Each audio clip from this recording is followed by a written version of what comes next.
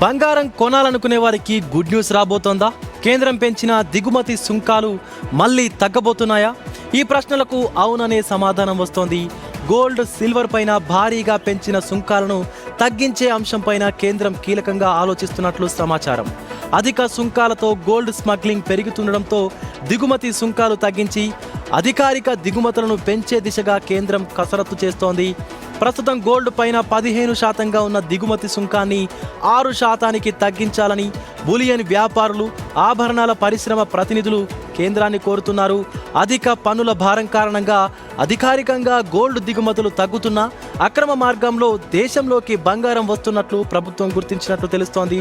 సుంకాలు తగ్గిస్తే అధికారిక దిగుమతులు మళ్ళీ పుంజుకుంటాయని కేంద్రం భావిస్తోంది. అయితే సుంకాల తగ్గింపు పైన ఇంకా చర్చలు మాత్రమే జరుగుతున్నాయని, ఎలాంటి తుది నిర్ణయం తీసుకోలేదని సంబంధిత వర్గాలు చెబుతున్నాయి. ఇటు విదేశీ మారక నిల్వలను కాపాడుకోవడంతో పాటు రూపాయి విలువపైన ఒత్తిడిని తగ్గించేందుకు ఈ ఏడాది మే 13న కేంద్రం గోల్డ్, సిల్వర్ పైన దిగుమతి సుంకాలను పెంచింది.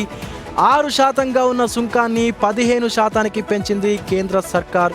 భారత్లో ఏటా సుమారుగా 700 నుంచి 800 టన్నుల గోల్డ్ దిగుమతి చేసుకుంటుంది.